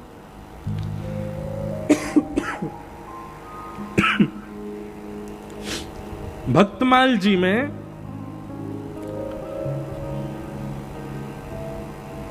परीक्षित के प्रसंग में बताते हैं कि परीक्षित को 7 दिन में मरने का श्राप लगा था, तक्षक सर्प के डंसन से मृत्यु होगी। पर नाभाजी भक्तमाल में कहते हैं कि जैसे ही सुखदेव जी ने व्यास मंच से कहा कि परीक्षित अब 7 दिन पूरे हो गए, मैं अपनी वाणी को विराम दे रहा हूं, जैसे ही व्यास जी ने कहा मैं अपनी वाणी को विराम दे रहा हूं, सामने बैठे हुए परीक्षित ने कहा जब आपकी वाणी विराम ही हो रही है, ये 7 दिन की कथा ही विराम हो रही है, तो अब मैं जीवित रह के क्या करूं? श्राप लगा शरीर को है, सर्प डसेगा शरीर को, पर आपकी कथा ने तो मुझे नित्य मुक्त शुद्ध आत्मा बना दिया है। अब आपकी कथा विश्राम होगी और मेरे प्राण भी विश्राम लेंगे। जैसे ही व्यास जी ने व्यास मंच का त्याग किया, सुखदेव जी ने तुरंत ही सामने बैठे परीक्षित ने अपने प्राण त्याग दिए। क्यों? जब कथा ही नहीं है तो मैं जीवित कैसे रह सकता हूं? ऐसी स्थिति थी परीक्षित की। क्षमा कीजिएगा, पर कथा के विश्राम में आपके चित्त में ऐसी व्याकुलता हो जाए कि अब कब सुनने को मिलेगा दोबारा, तब समझो कि आपने कथा सुनी, भागवत जी का विषय जो था वो पूरा हुआ है। और कहीं मन में ये आ गई कि बस अब 7 दिन है गए, कथा सुन ली, हमारा काम पूरा हो गया, हम जिस उद्देश्य से आए थे वो उद्देश्य पूरा हो गया, पितृ मुक्ति हो गई होगी, हमारे ग्रह कलेश शांत हो जाएंगे, कथा सुननी थी जीवन में एक बार, हमने सुन ली, बस हो गए निवृत्त। अब दोबारा कभी कथा का निमंत्रण भी आए तो बस ये कह देते हैं हम तो कथा सुन चुके हैं, एक बार सुन चुके हैं बढ़िया प्रेम से। ये निवृत्ति की स्थिति आना, ये ऐसी स्थिति चित्त में आना कि आप अब परिपूर्ण हो चुके हो कथा से, अब आपको आवश्यकता नहीं है, तो समझ जाना आपने कथा सुना नहीं, कथा ने आपको स्वीकार किया नहीं। हनुमान जी के विषय में आता है, प्रभु चरित्र सुनवे कौन सिया, राम लखन सीता मन बसिया। हनुमान जी एक ही चरित्र को 500 बार सुन सकते हैं, इतना उनको प्रिय लगता है कथा सुनना। बार बार सुनते हैं, बार बार सुनते हैं, कथा सुनने के रसिया हैं श्री हनुमान जी महाराज। तो भागवत का विषय क्या है? परम धर्म की अनंत इच्छा चित्त में प्रकट होना, यही भागवत का परम धर्म है। भागवत का परम धर्म विषय। दूसरी बात, भागवत का अधिकारी कौन है? कौन सुन सकता है और कौन सुना सकता है? किसको अधिकार मिला है कथा का? तो कहते हैं निर्मत सराणाम सताम, जिसके चित्त में मात्सर्य दोष नहीं है। एक बात बताएं, कथा का एक नियम सुनिएगा, रोज कथा सुनने के बाद में उस व्यक्ति का चित्र देखा कीजिए जिससे आपको बहुत ईर्ष्या होती है, जिसको आप देखना ही पसंद नहीं करते, उस व्यक्ति का चित्र निकाल करके देखो कथा सुनने के बाद। और यदि तब भी आपको ईर्ष्या हो रही है तो बस तुरंत उसका चित्र हटा के बोलो अभी और कथा सुननी है। जिस दिन उसका चित्र अच्छा सा लगने लग जाए, जिस दिन उसके चित्र को देख करके आपको ईर्ष्या ना होवे, और एक आध चित्र नहीं, बहुत सारे चित्र देखो, उपदेश घूम रहा है, बड़ी बड़ी गाड़ियों में घूम रहा है, ओहो इतने सुंदर कमाई कर रहा है, ये सब चीज देखने पर भी आपके चित्त पर कोई प्रभाव ना पड़े, तब समझ जाइएगा आपने कथा सुनी है। और महाराज चित्र देखने के बाद भी यूं आ रही है कि कहां मिल जाए मुझे, इसके साथ कुछ यूं कर दूं, इसका ये हो जाए, इसका ये बर्बाद हो जाए। अभी कथा सुनो और सुनो, अभी कथा जीवन में आई नहीं है, इसीलिए ईर्ष्या की भावना चित्त में। याद रखिएगा, लिख लीजिएगा, कथा जब जीवन में आती है तो सबसे पहले ईर्ष्या निवृत्त करेगी आपको। और कहीं आप ईर्ष्या युक्त हो तो ना तो आपका भजन, ना आपका कीर्तन, ना आपका नाम जप, ना आपका तिलक लगाना, ना आपका वैष्णव होना, ना आपका धाम जाना, ना आपका कथा सुनना, ये सब का कोई प्रभाव आपके ऊपर नहीं हो रहा है। भाई औषधि लेते हैं तो गले पर असर होना चाहिए, जैसे हम 2 दिन से ले रहे हैं, हो ही नहीं रहा असर। असर हो तो मानो ना कि औषधि में देखो 2 चीज होती हैं जिससे असर नहीं होता। पहली बात, या तो औषधि में कमी है इसलिए असर नहीं हो रहा। दूसरी बात, औषधि तो ले रहा है पर परहेज नहीं कर रहा इसलिए भी असर नहीं होगा। पर हम तो दोनों ही कर रहे हैं, परहेज भी कर रहे हैं, औषधि भी ले रहे हैं। हमारे लाला थोड़े नाराज बैठे हैं हमसे इसीलिए ये गला बैठा है। पर निश्चित है अभी जल्दी हम, फिर भी कथा तो समझ में आ रही है ना सब लोगों को? समझ में आ रही कि नहीं? हाँ या ना कुछ बताओ। हाँ बस हुड़क तो बहुत आती है, ये वाला पद गा दें, ये वाला पद सुना दें, पर गले के कारण हम थोड़े रुक जाते हैं। आप लोग साथ दो तो हम गाएंगे, गाओगे साथ में? हो ब्रज के नंद लाला, राधा जी के सावरिया, सब दुख दूर हुए जब तेरा नाम लिया। ब्रज के नंद लाला, राधा जी के सावरिया, सब दुख दूर हुए जब तेरा नाम लिया। ओ ब्रज के नंद लाला, राधा जी के सावरिया, सब दुख दूर हुए जब तेरा नाम लिया। ब्रज के नंद लाला, राधा जी के सावरिया, सब दुख दूर हुए जब तेरा नाम लिया। ओ सब दुख दूर हुए जब तेरा नाम लिया। सब दुख दूर हुए जब करताल बजा के गाओ। श्री राधा रमण लाल की।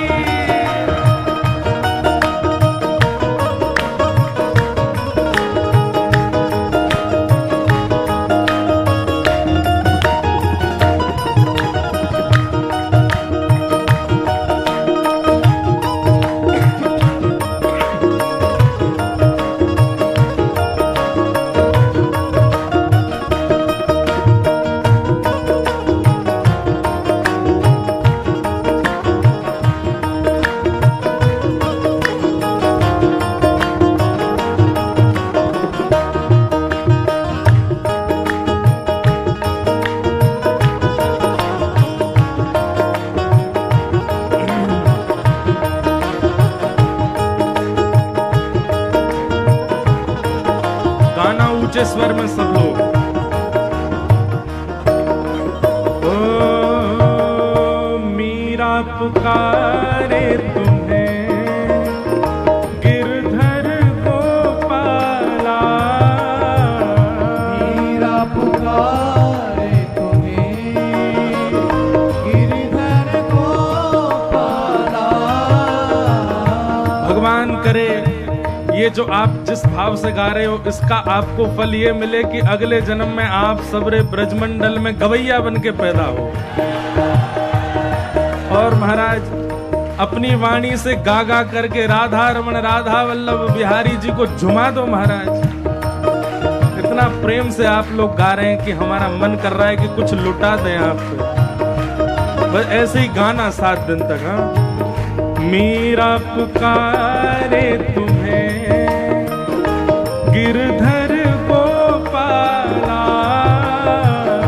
मीरा पुकारे तुम्हें, गिरधर गोपाला।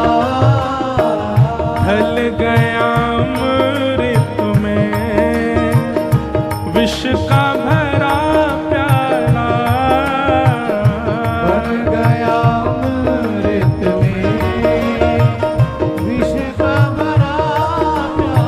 ओ विष का भरा प्याला, कौन मिटाए उसे जिसे तूने राख लिया, सब दुख दूर हुए जब तेरा नाम लिया,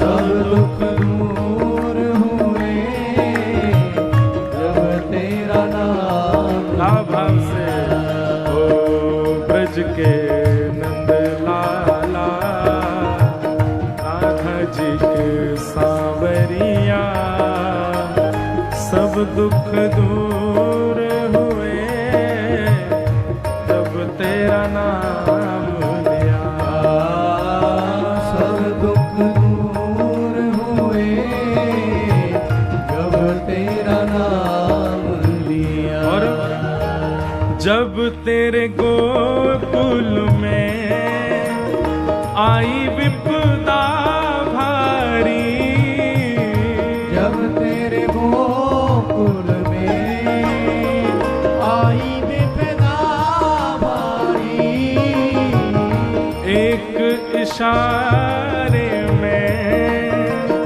टाली विपदा सारी, एक इशारे पर टाली विपदा ओ टाली विपदा सारी, मुड़ गया गोवर्धन जिसे तूने राख लिया, सब दुख दूर हुए जब तेरा नाम लिया,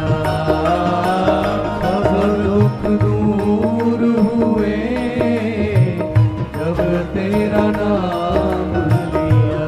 ओ ब्रज के नंद लाला, राधा जी के सांवरिया, सब दुख दूर हुए जब तेरा नाम लिया, सब दुख दूर हुए जब तेरा नाम। बोलो भक्त वत्सल भगवान की।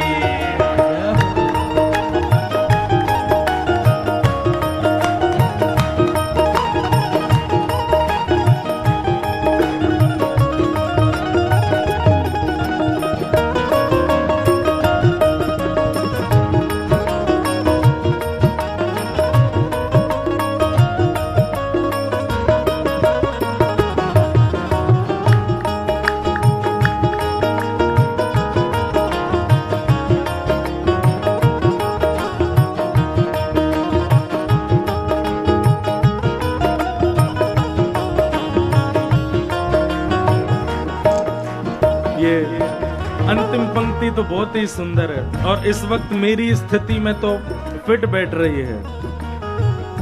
देख रहे हो तुम मेरे दुखड़े सारे, देख रहे हो तुम मेरे दुखड़े सारे, देख रहे हो तुम मेरे दुखड़े सारे, देख रहे हो तुम मेरे दुखड़े सारे, कब दर्शन दोगे मेरी आंखों के तारे, अब दर्शन दोगे मेरी आँखों के तारे, ओ कब दर्शन दोगे मेरी आंखों के तारे, अब दर्शन दोगे मेरी आँखों के तारे, ओ मेरी आंखों के तारे, अधर पे मुरली है कांधे पे कामरिया, सब दुख दूर हुए जब तेरा नाम लिया, सब दुख दूर दूर हुए जब तेरा नाम लिया। सब दुख दूर हुए जब तेरा नाम लिया। सब दुख दूर हुए जब तेरा नाम लिया। हे ब्रज के नंद लाला राधा जी के सांवरिया, सब दुख दूर हुए जब तेरा नाम लिया। सब दुख दूर हुए जब तेरा नाम। गोविंद मेरो है गोपाल मेरो है, गोविंद मेरो है गोपाल मेरो है। मेरा बांके बिहारी नंदलाल मेरो है। मेरा बांके बिहारी नंदलाल मेरो है। मेरा रमण बिहारी गोपाल मेरो है। ओ राधा रमण बिहारी गोपाल मेरो है। हे मेरा कुंज बिहारी नंदलाल मेरो है। मेरा कुंज बिहारी नंदलाल मेरो है। हे राधा रसिक बिहारी गोपाल मेरो है। राधा रसिक बिहारी गोपाल मेरो है। हे सेवा कुंज बिहारी नंदलाल मेरो है। सेवा कुंज बिहारी भाव भाव से हे गोविंद मेरो है गोपाल मेरो है। गोविंद मेरो है गोपाल मेरो है। गोविंद मेरो है गोपाल मेरो है।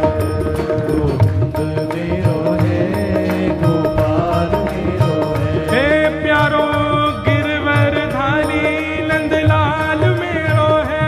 प्यारो गिरिवर धारी नंदलाल मेरो है। प्यारो गिरवर धारी प्यारो गिरिवर धारी नंदलाल मेरो है। ओ राधा रसिक बिहारी गोपाल मेरो है। राधा रसिक बिहारी गोपाल मेरो है। राधा रमण बिहारी नंदलाल मेरो है। राधा रमण बिहारी नंदलाल मेरो है। हे गोविंद मेरो है गोपाल मेरो है। गोविंद मेरो है गोपाल मेरो है। गोविंद मेरो है गोविंद मेरो है गोपाल मेरो है। हे गोविंद मेरो है गोपाल मेरो है। गोविंद मेरो है गोपाल मेरो है। हाँ गोविंद मेरो है गोपाल मेरो है। गोविंद मेरो है गोपाल मेरो है। जय जय श्री राम जय जय श्री राम जय जय श्री राम।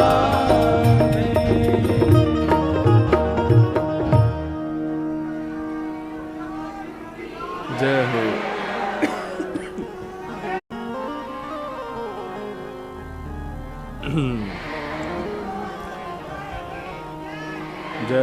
जय हो विराज जाओ। तो निर्मत सराणाम सताम।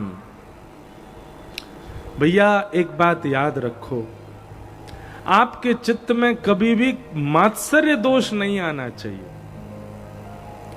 भक्ति मार्ग में यदि आप हो, भक्ति पथ पर यदि आप हो, वृंदावन के उपासक यदि आप बन गए हो और आपके चित्त में यदि ईर्ष्या भावना है किसी के भी प्रति, तो निश्चित है कि भगवत मिलन में वो ईर्ष्या बाधा बनेगी। इसलिए ईर्ष्या का त्याग करो। और भैया ये तो बहुत सामान्य सी बात है, लेकिन इससे भी खतरनाक बात, कई लोगों को तो भगवत भक्तों से ईर्ष्या होती है, भगवत वैष्णवों से ही ईर्ष्या भावना आ जाती है चित्त में।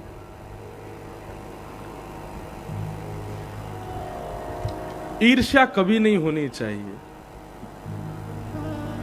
बल्कि देखो, ईर्ष्या कभी कभी भक्तों में ऐसी आ जाती है, इसको इतनी सारी स्तुतियां याद कैसे हो गई, जे इतना वृंदावन कैसे चला जाता है, इस पे गुरुदेव की ज्यादा कृपा क्यों है, इसके ठाकुर जी इतने सुंदर क्यों सज जाते हैं, हमारे क्यों नहीं सजते। ये सब ईर्ष्या भावना भक्तों के प्रति भी आ जाती है। इसमें ईर्ष्या ना आवे, बल्कि ठाकुर जी से प्रार्थना हो कि नाथ आप खूब कृपा करो इसके ऊपर नेकाद, लेकिन हम पे भी करो। ऐसी भावना रखो तो कोई दिक्कत नहीं, पर ईर्ष्या नहीं आनी चाहिए। हे राधा वल्लभ लाल, आपने इनको स्वीकार किया, उनको स्वीकार किया, हम में क्या कमी है, हमको कब स्वीकार करोगे।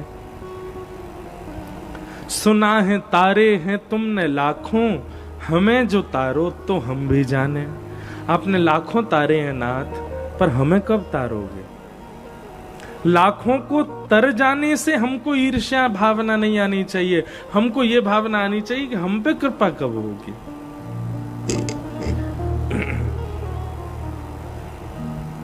तो ईर्ष्या कभी नहीं, और वैष्णवों के प्रति तो कभी भी नहीं। वैष्णवों के प्रति ईर्ष्या आ रही है तो निश्चित है कि आप अपने भक्ति मार्ग से बहुत जल्दी बिछुड़ने वाले हो। हम तो अपनी कथा में बताते हैं कि आज भजन जितना बन रहा, कल उससे कम बन रहा है, परसों उससे और कम बन रहा है, और फिर तरसों फिर ज्यादा बन रहा है, फिर कम हो रहा है, फिर ज्यादा। ये उतार चढ़ाव जो भजन में आता है ना, ये निश्चित ही वैष्णव अपराध की वजह से आता है। कल हमने एक बात बताई थी कि वैष्णव अपराध करने की हमारे चित्त में भावना क्यों प्रकट होती है, क्योंकि कहीं ना कहीं हमारे भीतर दंभ है, कहीं ना कहीं हमारे भीतर दिखावा है भक्ति का, इसलिए हमसे वैष्णव अपराध बनता है। दिखावा मत करो, जैसे हो वैसे प्रस्तुत हो जाओ। हमसे नई स्तुतियां याद हो रही तो बिना स्तुति याद किए, हमसे नई तिलक बढ़िया से लग रहा तो बिना उसके नई श्रृंगार बढ़िया से कर पा रहे, नई भोग लगा पा रहे ठाकुर जी को सुंदर 56, कोई दिक्कत नहीं है, पर उसमें कहीं कोई दिखावा मत करो। नहीं हो पा रहा तो दिखावा कर देते हैं। नहीं, आजकल दिखावे की दुनिया चल रही है, सब दिखाना चाहते हैं कि हम कैसे भजन करते हैं, हम कैसे। अभी तक तो अपनी पर्सनल लाइफ भी दिखाते थे लोग, अब भजन भी दिखाते हैं। अब कोई व्यक्ति सुबह मंगला में भोर में उठ जाता 3 बजे उठ करके अपने ठाकुर जी की सेवा पूजा बंदन, अब वो सब इतना नहीं दिखाना चाहिए। ठीक है, एक बार किसी को आपसे प्रेरणा मिल रही है, एक बार दिखा दो, रोज रोज नहीं दिखाओ। हमारे रसिकजन कहते हैं कि प्रेम लक्षणा भक्ति का प्रचार करने से, प्रेम का एक स्वभाव है, जितना प्रचार कर दोगे, ढिंडोरा पीटोगे, प्रेम उतना कम हो जाता है। प्रेम उतना ज्यादा बढ़ेगा जितना गोपनीय रखा जाएगा। सदैव याद रखना, विद्या और धन, इनका जितना दान करोगे ये उतना बढ़ेंगे, और प्रेम और भक्ति, इनको जितना गोपनीय रखोगे ये उतना बढ़ेंगे। अरे हम तो ये कहना चाहते हैं भैया कि आप तो ऐसे बन के घूमा करो बाहर, कि बाहर वाले को ये लगे तो महासंसारी है, लेकिन मन में आपके वो प्रेम लक्षणा भक्ति हो। कोई व्यक्ति आपको देख के पहचान ही नहीं पाए कि ये परम वैष्णव भक्त है। वो एक अलग अंतर्निष्ठ भक्ति का एक स्वरूप हो जाता है, वो एक बहुत ऊंची स्थिति है, हम लोग नहीं कर पाएंगे उसको। पर फिर भी अपना प्रेम ठाकुर जी से जो है उसको गोपनीय रखो, उसको ज्यादा प्रकाशित मत करो। हम अनुभव करते हैं कई बार हमारे लाल जी की हमारी कोई लीला हम कथा में बोल देते हैं, फिर 6-6 महीना तक लाल जी कोई लीला नहीं करते। लेकिन क्या करें, कथा में हमने एक बार पूज्य मलुकपीठ वाले महाराज जी से ये बात कही भी कि महाराज जी कई बार कथा कहते कहते कोई ठाकुर जी के साथ में कोई लीला हुई और उसको हमने मंच पे जाके बता दिया, उसके बाद ठाकुर जी 6 महीने का वियोग देते हैं। 6 महीने तक कोई लीला ही नहीं होती, स्वप्न में नहीं आएंगे, कोई अनुभव नहीं कराएंगे। तो महाराज जी ने एक बात कही, बोले कि जितना प्रकाश करोगे उतना प्रेम कम होता है। ठाकुर जी को ये प्रिय नहीं लगता कि मेरी तुम्हारी क्या घटना हुई तुम सबको बताओ। पर फिर महाराज जी ने एक आज्ञा की, क्योंकि आप व्यासपीठ पर बैठते हैं और व्यासपीठ से कितनों के चित्त में विश्वास प्रकट होता है आपके बताने से, तो इसलिए आप 6 महीने का वियोग सह लिया करो, पर कभी कोई लीला हुआ करे तो अधिकारी श्रोता दिखते हो तो बता दिया करो। बहुत दिनों तक ठाकुर जी फिर लीला नहीं करते, कुछ अनुभव ही नहीं कराते। जैसे हम आरती करते हैं कभी कभी ठाकुर जी की, तो आरती करते करते मन में भाव रखते हैं कि हे लाल जी, यदि आप आज की सेवा से प्रसन्न हो तो अपनी छड़ी गिरा दो या अपनी वंशी गिरा दो। ठाकुर जी गिरा देते हैं, पर जब ठाकुर जी नाराज बैठे होते हैं या फिर वियोग दे रखा होता है, कितनी प्रार्थना कर लो कुछ नहीं गिराते। अच्छा, एक बात और है, ठाकुर जी आपसे प्रसन्न हैं और नाराज है, इसका एक प्रमाण और है। क्या? बहुत जल्दी सेवा हो जाती है, बहुत जल्दी श्रृंगार हो जाता है। जैसा चाहते हो वैसा भोग बन जाए, जैसा चाहो वैसा बंगला बन जाए, जैसे चाहो वैसे ठाकुर जी विराजमान हो जाए, तो समझे ना ठाकुर जी नाराज हैं। और आप जैसा चाह रहे वैसा श्रृंगार नहीं हो पा रहा, जैसा भोग बनाना चाह रहे वैसा बन नहीं पा रहा। बंगला कभी यहां से फूल गिर रहे हैं, कभी उधर से कुछ गिर रहा है। ठाकुर जी कभी मुकुट फेंक रहे हैं, कभी बंसी गिर रहे हैं, कभी अपनी जो है का कपड़ा लत्ता नहीं उतार रहे हैं, तो समझ जाइए राजी बैठे हैं, लीला कर रहे हैं। ये बड़ी अंतरंग बातें हैं कि अनुकूल आपके मन के अनुसार सब हो जाए। जैसे रूठा हुआ व्यक्ति होता है, वो कैसा होता है? कहीं बैठा तो बैठ जाएगा, मुझको क्या है, पीछे बैठ जाओ तुम गाड़ी में, हाँ हाँ सबसे पीछे बैठूंगा मैं, वो बैठ जाएगा चुपचाप। भोजन करोगे, बोले बिल्कुल मत कराओ, करा दो तो खा लेगा, नहीं कराओ तो बिल्कुल नहीं करा। रूठे हुए व्यक्ति की पहचान है कि बहुत रूठ जाता है तो वो नक चढ़ा सा ऐसा ही हो जाता है, कहीं बैठा दो, कुछ खिला दो, खिलाओ मत, पूछो मत, वो मुंह फुलाए बैठा ही रहेगा। ऐसे ही ठाकुर जी जब नाराज होते हैं तो जहां बैठा तो बैठ जाएंगे, जैसा श्रृंगार कर दो करा लेंगे, जैसा बंगला बनाओ बनवा देंगे, जैसी थाली सजाओ सजवा देंगे। लेकिन ठाकुर जी जब प्रत्यक्ष विराजमान होते हैं और आपसे राजी होते हैं तो कुछ ना कुछ लीला करेंगे। कभी मुकुट फेंकेंगे, कभी कुंडल उतार के धर देंगे, कभी कुछ कर देंगे, कभी कुछ कर दें।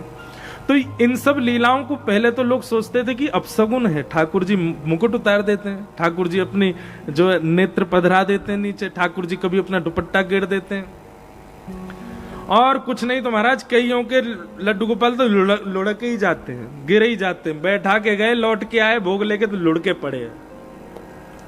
समझ जाओ ठाकुर जी आपसे राजी बैठे। ठाकुर जी की राजी रजामंदी की एक सूचना है। लेकिन फिर उसका ढिंडोरा मत पीटो पूरे घर में जाके, पड़ोसी को बुला लाए, देखो देखो देखो, व्यास जी बता रहे थे ना, उसने सुबह से 5 बार मुकुट गिर चुके, मुझसे तो इतने राजी रहते हैं, देख फिर गिर देंगे। ऐसा नहीं करना है। प्रेम बतावे से रस घटता है, उसको गोपनीय रखो। हितरवंश महाप्रभु के चरित्र में आता है, उनके पिताजी सेवा करते थे ठाकुर जी की, और श्री महाप्रभु जी का मन तो बहुत होता था सेवा में जाने का, पर छोटे बालक हैं, हरिवंश बालक है, तो दूर ही खड़ा कर देते, बोले तुम दूर से ही सेवा किया करो। दूर खड़े खड़े हितरवंश महाप्रभु कभी गायन की सेवा करते, कभी कोई सेवा करते। एक दिन हिंडोला पड़े थे, झूला झूल रहे थे ठाकुर जी, तो श्री हितरवंश महाप्रभु के पिताजी उनको, व्यास मिश्र जी, उनको डोर दे गए झूला की और बोले झूला झुलाओ ठाकुर जी को। तो झूला झुलाने लगे। पिताजी तो चले गए, पिताजी के जाते ही महाप्रभु जी के नेत्र बंद हो गए। नेत्र बंद होते ही जो छवि सामने झूला पे बैठी वो सचल होकर के उनके चित्त में आ गई और असली में झूला झूलने लगे अंदर ही। और अब तो चल भी रहे हैं, बोल भी रहे हैं, सब बातें कर रहे हैं। और महाप्रभु जी से कहने लगे रूखो सूखो झूला झुलाओगे, कछु गा के सुनाओ। महाप्रभु जी तो इतने आनंद में भर गए, गाने लगे। झूला का पद गाने लगे। अब प्रत्यक्ष में जो झूला था उसकी डोर छूट गई है, लेकिन मन में एक झूला में प्रिया प्रियतम बैठे तो हाथ वैसे ही चल रहा है, हाथ में डोर नहीं है, प्रत्यक्ष झूला तो रुक चुका है, पर मन के झूला को झुला रहे हैं और पद गा रहे हैं। तो लीला ऐसी घटी कि सामने जो उनके पिताजी के ठाकुर जी, जो कि त्रिभंग ललित दोनों युगल सरकार बैठे थे, उनने मन में विचार करी, बोले ये महाप्रभु जी तो झुला ही नहीं रहे, झूला तो रुक गए हो। श्री जी बोली अब छेड़ना नहीं उनको, वो अंतरंग भाव में, अपने मानसी भाव में हम दोनों की सेवा कर रहे हैं, अब मानसी भाव में सेवा करने दो, प्रत्यक्ष में क्या करें। ठाकुर जी बोले मुंह को तो गर्मी लग रही है, कौन झुलावे को झूला। अब व्यास मिश्र जी नीचे चले गए, जे मानसी में चले गए। श्री जी बोली काय बात को खड़े हो, लटको नीचे, झूलाते पाम लटकाओ नीचे, अपने एड़ीनते अपने पाम से झुलाओ। सो व्यास मिश्र जी के सेवा के ठाकुर जी, त्रिभंग ललित ठाकुर जी, वो सहज हो गए और झूला में अपने दोनों पाम लटका करके अपने पैर के अंगूठा से ही झूला को पीछे झोंका देने लगे और झूलन लगे। झूलते झूलते झूलते महाराज जोर जोर से, छोटे से ठाकुर जी बेचारे, कितनी ताकत उनमें, जोर जोर से अंगूठा लगा में। अच्छा, अंगूठा के अलावा पैर लगावे को प्रयास करें तो लुढ़क जाए नीचे, बेचारे पूरे उतर भी ना सके, बस अंगूठा ही छुपा के पीछे झोंका दें। श्री जी कहने एक और जोड़ते झुलाओ। श्री जी बोले, ठाकुर जी बोले गिर जाऊंगा नीचे। कैसी कैसी लीला ठाकुर जी की। वहां सामने हितरवंश महाप्रभु बैठे हैं, मानसी में झूला झुला रहे हैं, लेकिन प्रत्यक्ष में ठाकुर जी का झूला नहीं चल रहा, तो ठाकुर जी स्वयं सहज होकर के अपने झूला को चला रहे हैं। वाणी ऐसा प्रसंग आता है कि झुलाते झुलाते झुलाते ठाकुर जी तो इतने थक गए, अपने हाथन से ही अपनी जांग दबाने लगे। बोले मैं तो हार गए, इतने पसीना आ गए कि अपने सबरे लत्ता उतार करके और श्री हितरवंश महाप्रभु पे ही फेंक दिए। जब व्यास मिश्र जी आए लौट करके, सोई ठाकुर जी ऊपर चढ़ करके और ऐसे ही खड़े है गए, लेकिन वस्त्र पहनना भूल गए। व्यास मिश्र जी ने आकर के देखी तो हरिवंश बालक तो बस झूला चला रहा है और सामने झूला धीमे धीमे चल रहा, पर डोर छूटी हुई है। और तभी क्या देखा, प्रिया प्रियतम को जैसे देखा, सो ठाकुर जी ने तो अपनो पटका वटका सब नीचे फेंक रखो है, सब रे लत्ता नीचे उतार के धर रखे। अब उनको तो ये भेद समझ नहीं आया, उन्होंने सोचा कि शायद ढीले वस्त्र पहनाए होंगे इसलिए उतर गए, लेकिन कौन बतावे कि वो तो श्रम हो गया ठाकुर जी को, इसलिए उतार के फेंक दिए। भैया ये ठाकुर ने केवल आचार्यों के संग लीला नहीं की, आज भी ठाकुर जी लीला करते हैं, आज भी ठाकुर जी लीला करने के लिए बैठे हैं। हमारी भावना वैसी हो जाए, हमारी भावना में वो सुदृढ़ता आ जाए।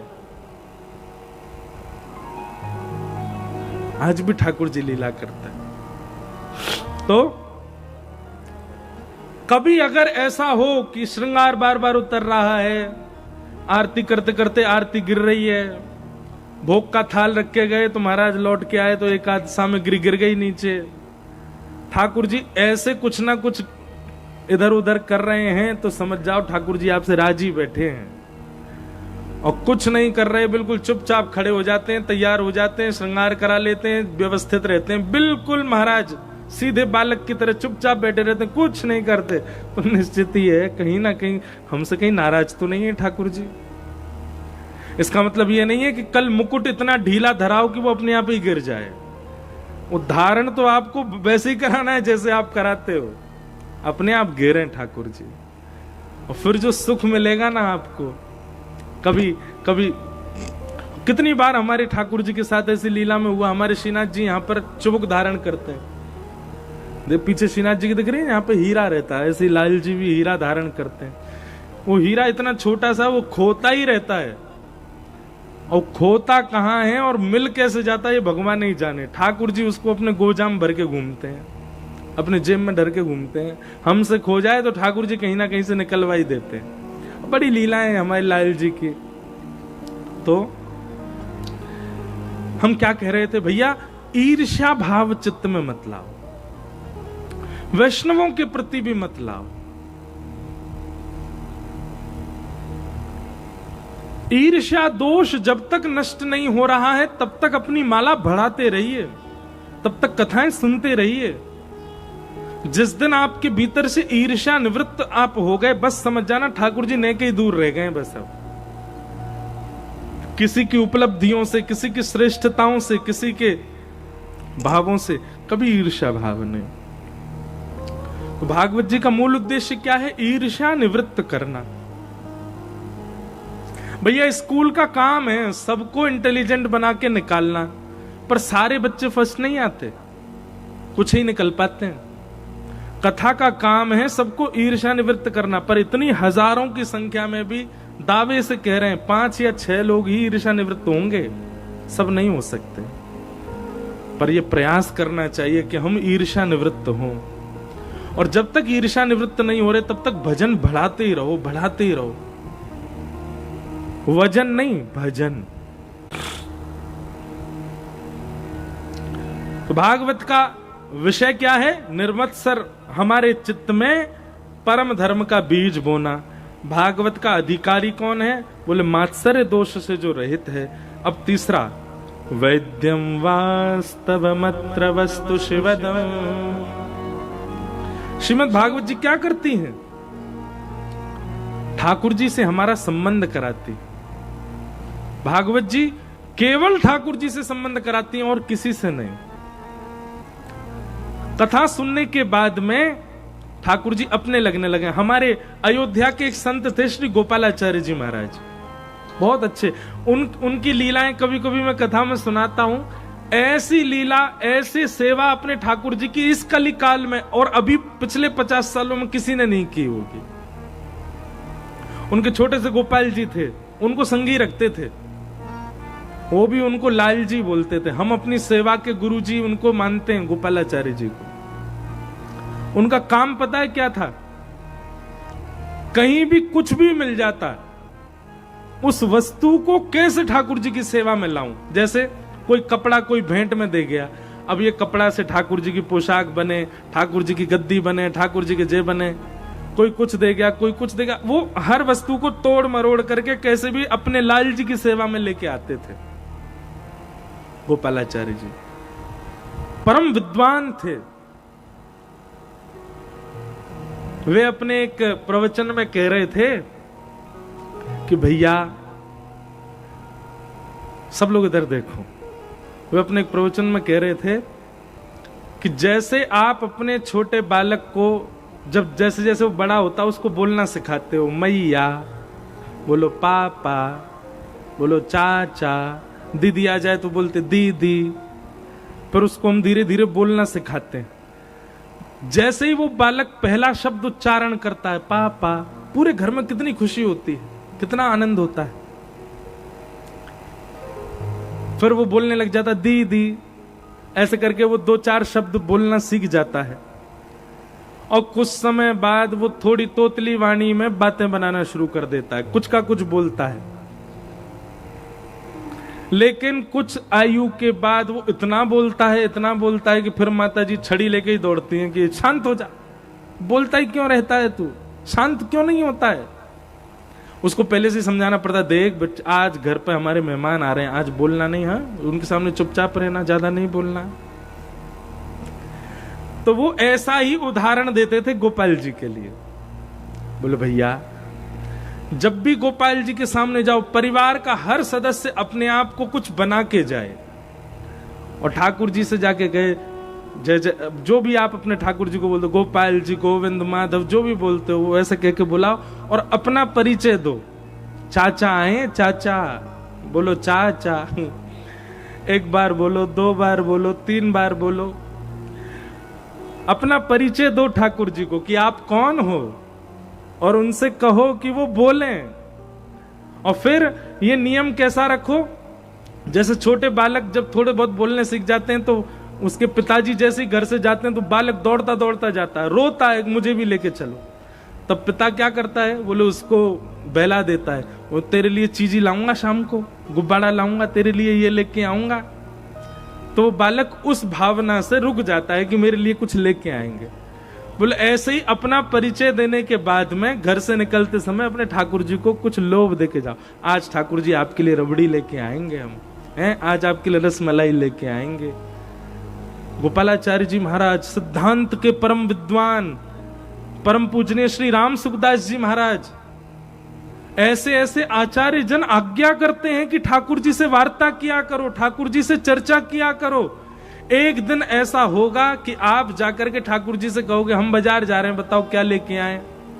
ठाकुर जी कहो तो आपसे बोल दें कि सुनो बाकी सब तो अशुद्ध बनता है, कहीं से बढ़िया दूध की मावा की कोई रबड़ी लेके आओ हमारे लिए, मावा का कुछ मिष्ठान बनवा के लाओ। किसी ना किसी दिन ठाकुर जी आपको अपने आप संकेत करेंगे कि मुंह को ये खावे की इच्छा है रही है, मुंह को लेके आओ। और बताऊं दूसरी बात क्या, आप बाजार में जाओगे तो बाजार में संसारी व्यक्ति का मन कैसा होता है, उसका मन ललचाता अपनी जीव के लिए, छोले कुलचे बनने, ओहो मुझे खाने। लेकिन जब व्यक्ति वैष्णव हो जाता है ना, तो उसके मन में जो कुछ भी आता है वो यही विचार करता है मेरे गोपाल जी की इच्छा हो रही है।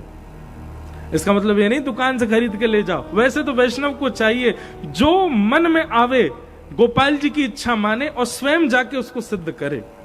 बाजार से सामग्री ले ले और सिद्ध अपने हाथ से करे और फिर ठाकुर जी को पवाए। सेवा के बड़े रूप हैं भैया, करो तो सही उस भावना से। तो श्रीमद् भागवत जी क्या करती हैं, बोले ठाकुर जी से हमारा कोई संबंध करा देती हैं। वैद्यम वास्तव मत्र वस्तु शिवदम, कल्याणकारी संबंध। और तापत्रयोन्मूलनम, 3 प्रकार के तापों का उन्मूलन करती है भागवत की कथा। आदि दैविक, आदि भौतिक, आध्यात्मिक 3 प्रकार के ताप हैं। ये तीनों प्रकार के तापों का उन्मूलन करती है। मतलब हम एक बात कथा में कहा करते हैं कि वैष्णव व्यक्ति को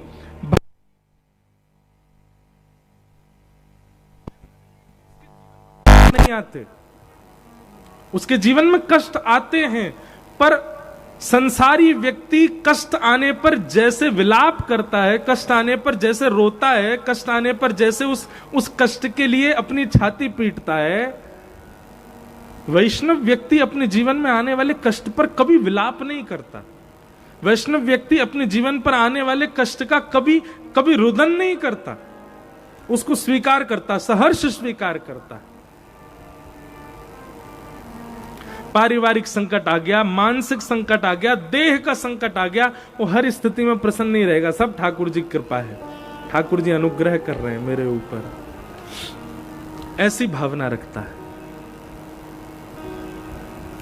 अब आज के लोगों को यदि 1000 रुपया उन्होंने मंदिर में चढ़ाया और पुजारी जी ने बदले में माला नहीं फेंकी, ऊपर से प्रसाद की डलिया नहीं दी, तो कितना बुरा लग जाता है। पर उस समय में जब बादशाह अकबर की पत्नी ताज बेगम, उसको मंदिर में घुसने से मना कर दिया था। क्यों? बोले आप मंदिर में प्रवेश नहीं कर सकते, मर्यादा के खिलाफ है। तब उनको एक खिड़की से दर्शन कराया ठाकुर जी का, और खिड़की से दर्शन करके भी इतनी आनंदित हो गई। प्रेम चित्त में होगा ना तो आपको कभी भी ये नहीं लगेगा कि मुझे कितने समीप ठाकुर जी के ले जाया गया। प्रेम जब चित्त में होगा तो दूर से भी प्रेमी दिख जाए ना तो भी मन में संतुष्ट हो जाए, संतोष हो जाता है। प्रेम वो नहीं कि प्रेमी के बहुत समीप जाने की इच्छा हो, प्रेम वो कि जहां से प्रेमी दिख जाए सुखी दिख जाए, प्रेमी उसमें प्रसन्न है। ताज बेगम ने फिर, बड़ा चरित्र है कि ताज बेगम ने फिर वापस गई, बादशाह के साथ रहने लगी, पर उनको विरह होने लगा। तो एक दिन उन्होंने अपने बादशाह से कह दिया कि मुझे तो आप वृंदावन ही भेज, तो मैं नहीं रह पाऊंगी। बोले उस वृंदावन में जाके क्या करना जहां तुमको मंदिरों में नहीं जाने दिया जाता। नगर में रहता, उस नगर में मैं रहूं, इसी से मुझे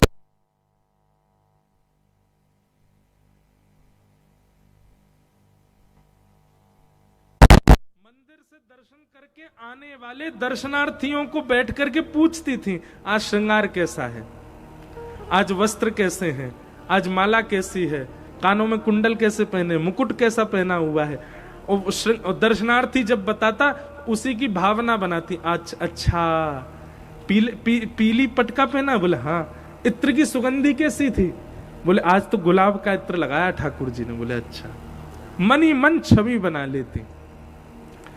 ताज बेगम की स्थिति ये पहुंच गई एक समय आने पर कि कुछ दिन बाद ताज बेगम जाती और जाकर के कागज कलम लेकर के बाहर बैठी बैठी खुद ही चित्र बनाती और चित्र बना करके केवल दर्शनार्थी से कंफर्म करती, आज ठाकुर जी ने पीली पोशाक पहनी है, बोले हाँ। उसके ऊपर ऐसी टेढ़ी सी पाग पहनी है, बोले हाँ। बोले पाग पर ऐसे सुंदर मोती लहरा रहा है, बोले जी। आज ठाकुर जी ने मयूर आकृत कुंडल पहने, बोले जी। ठाकुर जी ने पांव में मोती के नूपुर पहने हैं, बोले जी। और फिर वो चित्र दिखाती, बोले ऐसे ही लग रहे हैं, बोले हाँ बिल्कुल ऐसे लग रहे हैं। अब तो ताज बेगम इतनी प्रसन्न रहती, मैं जैसा अब विचार करती हूँ ठाकुर जी वैसा ही श्रृंगार करते हैं। ऐसी स्थिति हो गई ताज बेगम की। प्रेम की अवस्था इतनी पहुंच गई कि अब उनको आवश्यकता नहीं है मंदिर में जाने की, वो बाहर बैठे बैठे चिंतन कर लेती हैं और वैसे ही ठाकुर जी बन जाते हैं। सुनो दिल जानी मेरे, ताज बेगम का पद है।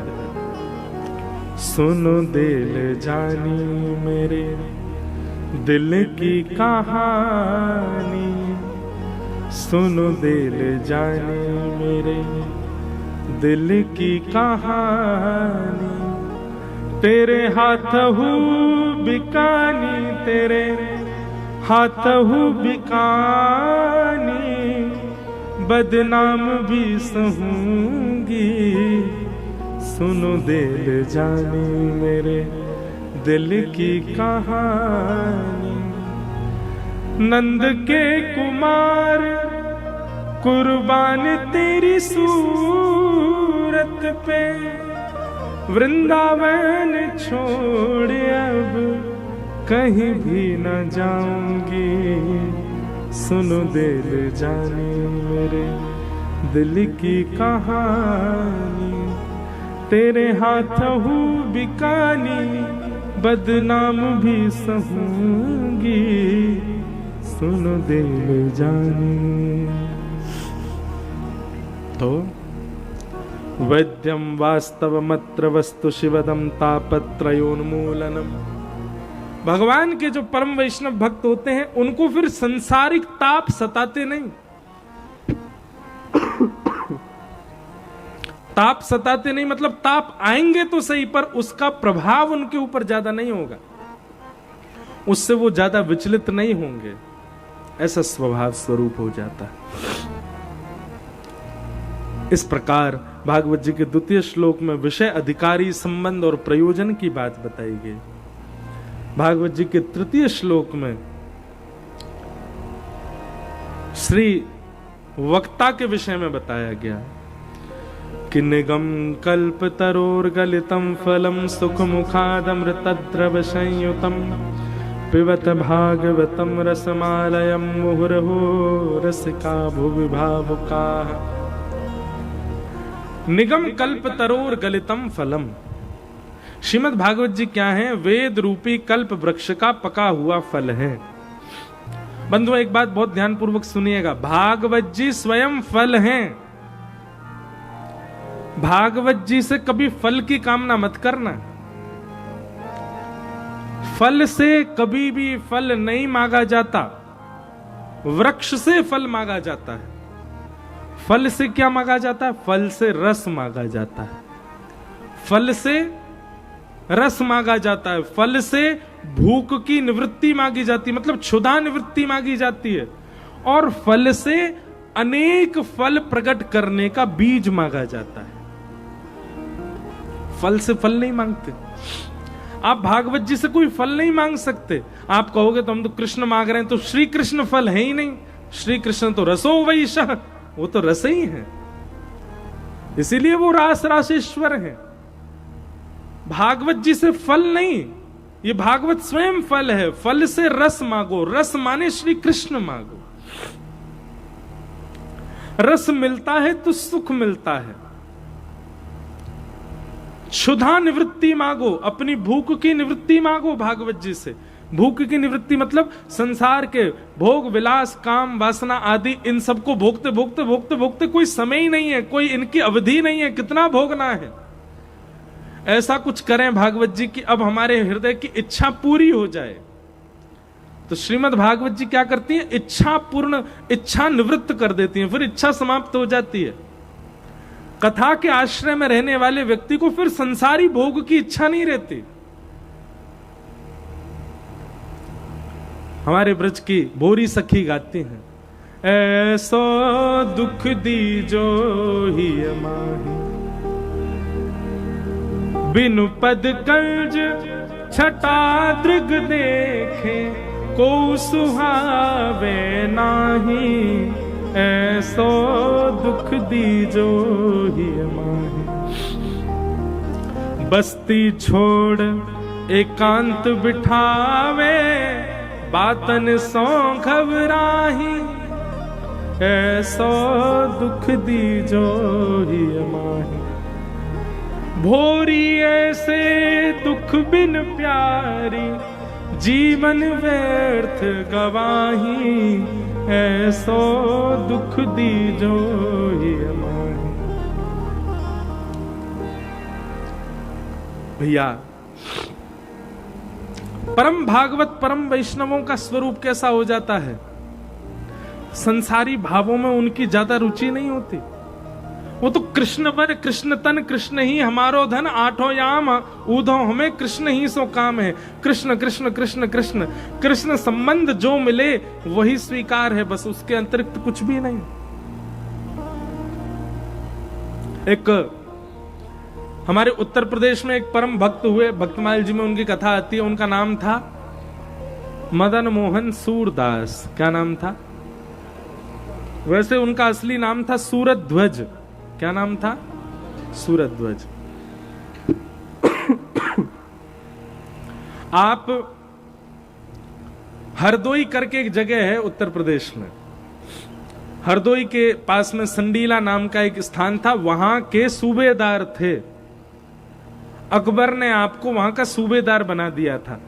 तो आपका काम क्या था, बहुत ध्यानपूर्वक सुनिएगा। साल भर पूरे नगर के व्यापारियों से, नगर के बड़े बड़े सेठ साहूकारों से कर इकट्ठा करते थे, टैक्स इकट्ठा करते, और साल में एक दिन वो सारे साल भर का जो कर था वो दिल्ली भेजते थे बादशाह के पास। बहुत सावधानी से सुनना। तो आपका ये काम था कर इकट्ठा करना, और इकट्ठा करके सारा कर जो है वो बादशाह को भेज देना। पर आपके मन में बहुत भावना आती थी कि इतना सारा कर इकट्ठा करके बादशाह को भेज देते हैं, पर बादशाह पता नहीं इसका क्या प्रयोग करता होगा। इतना तो पूरे भारत से कर उसके पास आता है, एक आध गांव से नहीं जाएगा तो कोई बादशाह कंगाल तो हो नहीं जाएगा।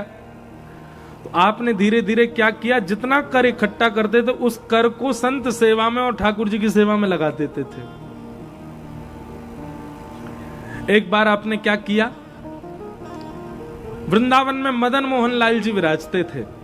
आजकल मदन मोहन जी कहां विराजते हैं पता है? राजस्थान में करौली करके स्थान है, वहां विराजते हैं। पर मदन मोहन जी पहले प्रकट कहां हुए? वृंदावन में।